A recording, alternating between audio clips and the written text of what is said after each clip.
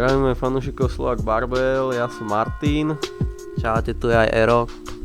Dneska spravíme taký nový typ videa, skúsime taký voiceover a budeme hovoriť... Nerobili sme už náhodou niekedy voiceover? No, Dobre. Tak toto bola najhoršia scéna, akú som kedy videl.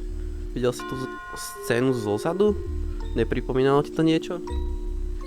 no to je dosť epic. Teraz môj drep?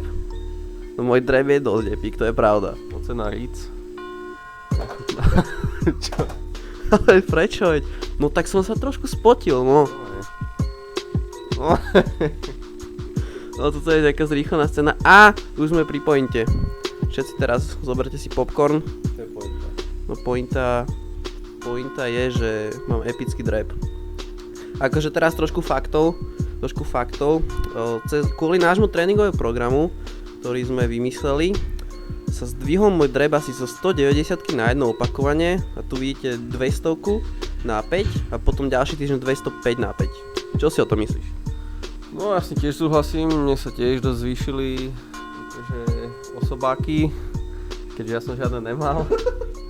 A vlastne koľko som dal na drep, som dal 170. No akože teraz? Teraz som dal 170. Ja no tak to áno. A predtým som mal koľko nejakých 140, 150 na jedenkrát. Deadlift som asi o 30 kg sa zvýšil, vlastne zo 160, čo som dal na jedenkrát ledva, tak som dal 190 a bench. Oh man, look at that. To je 230 tuším. Tak raketa. Ale no tak no, tuto máme konečne bench. Toto je moja slávna peťka. Mám zranené rameno, preto toto je akože moja výhovorka, prečo som taký slabý. Proste je slabý. Opakovania.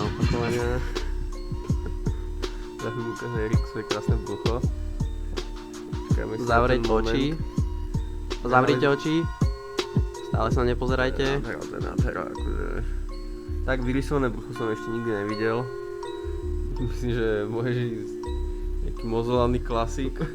Ukázať brúško. Fuj, to čo teraz robím? Ach, tak toto bol nechutný záber. A zase vidíme to aj najkrajší víc na svete. Ježišmaria. Vlastne celé to video je iba o tom, ako... Teraz príde Hulk. Celé to video je iba o tom, ako ja ukazujem brucho a Martin riť. No, teraz som si vyklobil nohu, aby som sa dostal do svojej pozície. Veľmi dobre, pripravujem sa. A mostík nebude, lebo mostík netreba, hej. Lebo mostík mi vždycky vlastne zoberie deň života. Vlastne Martin má dva praktické použitia mostíku na tú poslednú rozcvičovaciu sériu a na jednu pracovnú. Vlastne využívame taký fejkový slingshot, čo je spletený z Erikových bandáží na nohy. To je slingshot pre chudobných. To sa o niečo snažím. To sú profesionálne kameramanské zábery. Takže takto sa robia fakt hollywoodske filmy. Som sa inšpiroval Bollywoodom. Oh my. Takže toto je ďalšia sobota, kedy idem 140 rozcvičkovú na 2 opakovania. A.k.a. pracovnú. Ne, pracovná bude 160. To bol krátky záber na moju váhu. Čo som tam robil s tým foam rollerom? Videl si ten záber krátky? Neviem. Ja no, tam si ukazoval, ale možno aj tenis. Ďakujem. Nejde. No toto už je moja pracovná, no. Áno. Trošku sa trápim pri tom, ale akože v pohodičke, no. Erik si ma chcel pochytať. Erik si chcel chytiť moje tehličky. To je čistá závisť. Akože ja keď necvičím, tak si musím niečo chytať, no. To je celá moja úchylka. To je tiež 5, ne, zo 100... To je aké 100? 205. 205.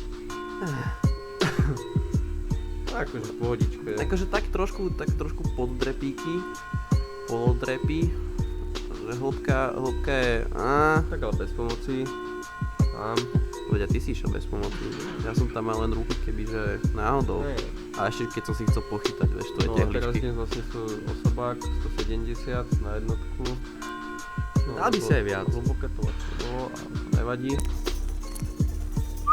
To je ukážka Aeroho osobáku.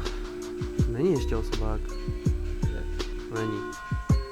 Osobák mám 250 som raz išiel. Tak, Akože bolo to už veľmi dávno. ročný osobák. To je zase moja rozsvička, ešte 140 na jedenkrát. A toto už je môj osobák, čo som si zvýšil vlastne bench o 5 kg viac. To není nič moc za rok. Takže toto je pre toto video všetko. Ďakujeme za pozeranie a Majte pekný deň a sledujte Slovak Barbell. serus.